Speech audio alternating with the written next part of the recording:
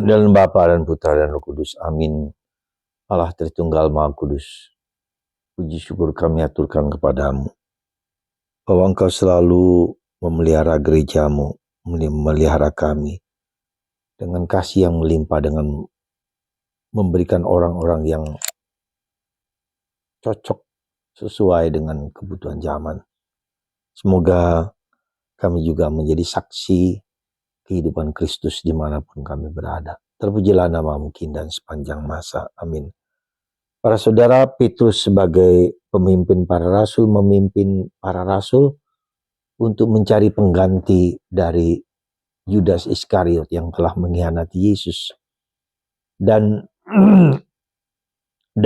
kita bisa melihat bagaimana kualitas yang diminta oleh para rasul, yaitu dia yang telah mengikuti Yesus, menjadi saksi hidup Yesus ketika Yesus masih di dunia. Dan akhirnya jatuh pilihan kepada Matias lewat undian setelah mereka berdoa. Jadi ada dua unsur penting di sini, bahwa mereka memohon rahmat itu dari Tuhan dengan Roh Kudus, memilihkan orang-orang yang sungguh-sungguh berkualitas seperti para rasul lainnya. Tapi juga ada unsur manusiawinya, yaitu apa? Undian.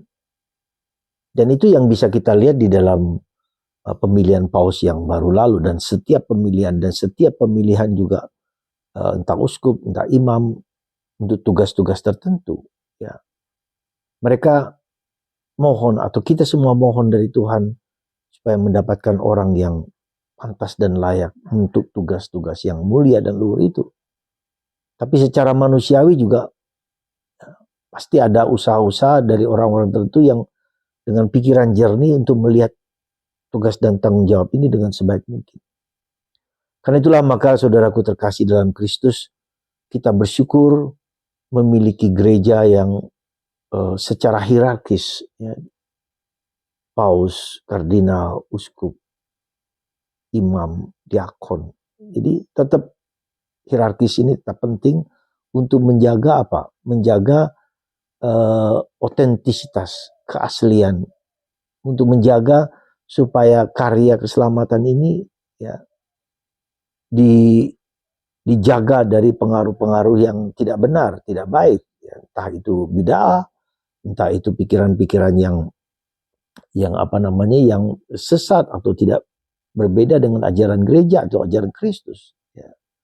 Dan ini merupakan suatu kehormatan bagi kita, karena itulah gereja selalu dimurnikan, Ecclesia Semper Reformanda, ya, sesuai dengan tuntutan zaman di zaman ini, terutama dengan AI yang sangat berpengaruh dalam hidup kita manusia. Jadi para saudaraku terkasih dalam Kristus, inilah yang menjadi kekuatan gereja Katolik, otoritas. Ya. Kalau tidak ada otoritas yang menjaga kemurnian, keaslian, dan tanggung jawab gereja, maka akan menimbulkan begitu banyak kesesatan. Ya, kita bisa melihat dalam diri paus kita ini menjaga otoritas. Ada 40.000 lebih denominasi dari gereja-gereja Protestan, karena mereka tidak punya otoritas. Setiap orang memiliki otoritas masing-masing. Sehingga kita bisa membayangkan ada 40.000 seluruh dunia yang mengikuti Yesus. Dan setiap tahun bertambah karena merasa bahwa dirinya dapat dan mampu dikehendaki oleh Tuhan. Padahal Yesus mengatakan, hendaklah kamu bersatu, sebagaimana aku dan Bapa adalah satu. Yohanes bab 17, doa Yesus, harapan Yesus.